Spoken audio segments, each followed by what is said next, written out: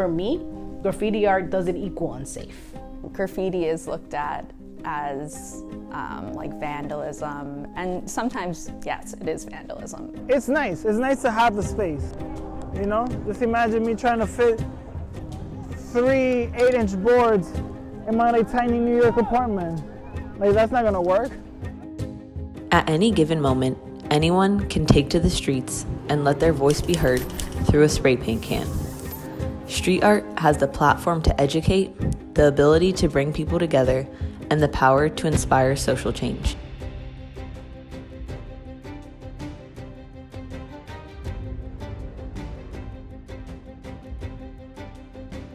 Street art to New York City is very important.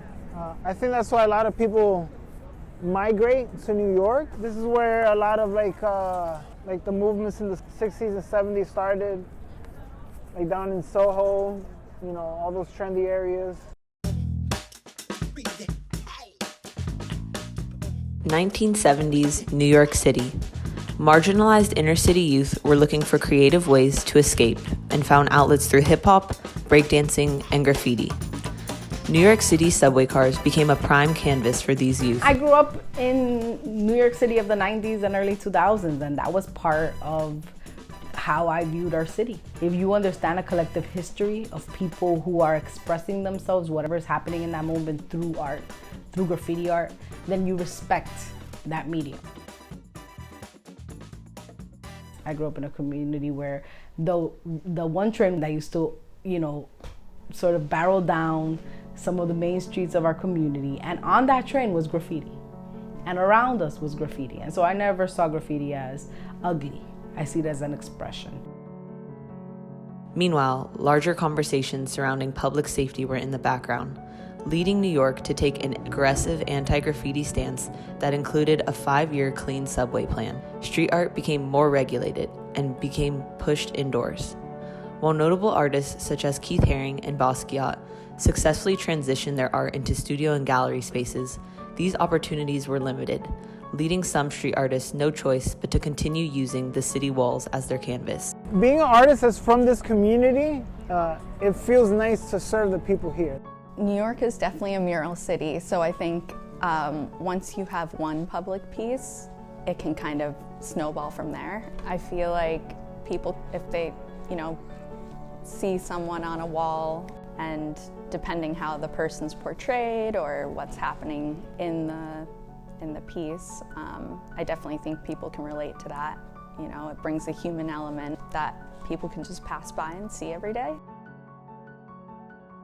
Taylor and Dan represent a new cohort of New York street artists that have become increasingly accepted by local government and citizens alike. In recent years, the city has begun supporting more and more designated public art spaces and initiatives, such as Uptown Grand Central's Grand Scale Mural Project and Brooklyn's Bushwick Collective. But what do these initiatives really look like over time? Well, let me just tell you that the 191st Street Tunnel has a deep meaning for me. In my childhood, I grew up in Inwood, and so 190th Street was 2 stops away from the Dyckman Street station.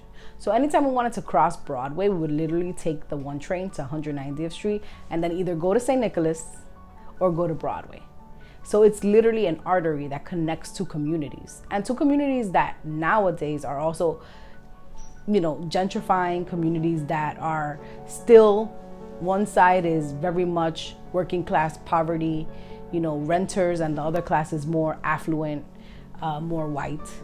And so to have an artery that connects those experiences that make us uptowners, I think it carries special meaning to me. And so we did a tour of our tunnels. We brought commissioners from the Department of Sanitation to the Department of Transportation to the Department of Parks to the Community Board to the MTA, and everyone agreed that the tunnel needed to be clean and that it needed attention. No one agreed on who should be doing that work.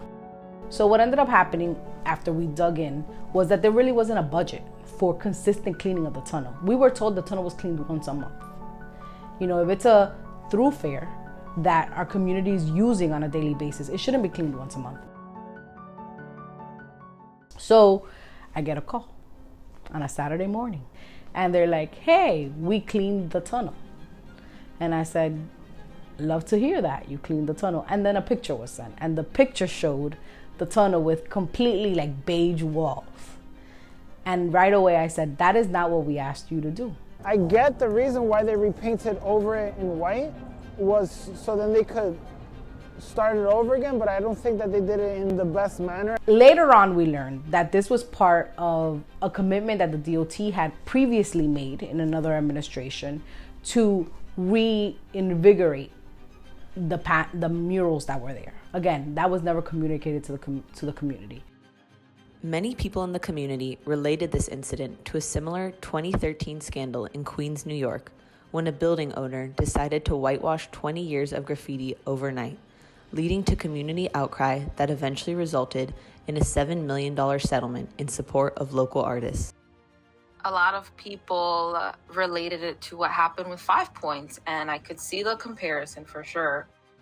Although the city ultimately replaced the pieces, the 191st Street Tunnel incident highlighted prevailing misconceptions around graffiti and its contributions to public spaces. I felt that it was my job to make sure that the lines of communication were open, that there was a process for making sure that people didn't feel the erasure. Following the tunnel's painting over, we got a lot of feedback, most of it negative, from the community who felt that we were being erased in the same way that we were being displaced. And so that was never obviously the intention of the Department of Transportation, but because of the lack of communication, that is what the community felt. You know, part of the pain is that once you paint over that tunnel, there are people who have graffitied on it, who've drawn on it, who've written on it, who've contributed to the art there that aren't with us anymore. What can New York City do to ensure that citizens, artists, and local government are pleased with public art? Should graffiti and spontaneous forms of public art be allowed? The city could always do better at supporting the arts and local artists as well too.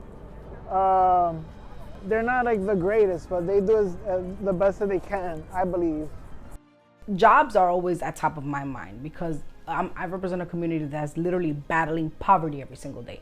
And if we can get money in people's pockets through jobs that are stable, then we can feed families and we can uplift the entire community. So the Department of Transportation has a huge capital portfolio. They have all the bridges, all the tunnels, all the streets, you know, and I've seen like them paint sidewalks. Like for example, on St. Patrick's Day, you see the workers come and do big shamrocks in the middle of the street.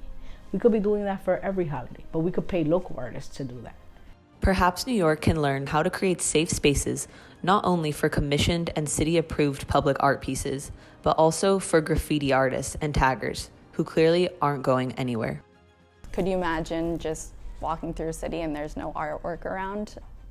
Because I do it, I'm obviously seeing it, but I don't think people notice the impacts that it actually really does have. I think street art is here to stay for sure. I don't see it going away. It's like a huge industry. Artists know that New York City is their canvas. I am not one of those elected officials that believes that graffiti art is not art. I do know that there is some graffiti art that can be used to offend communities, and so I'm not in favor of that. But overall, I think that it's important for our community to use our community as a canvas for the arts.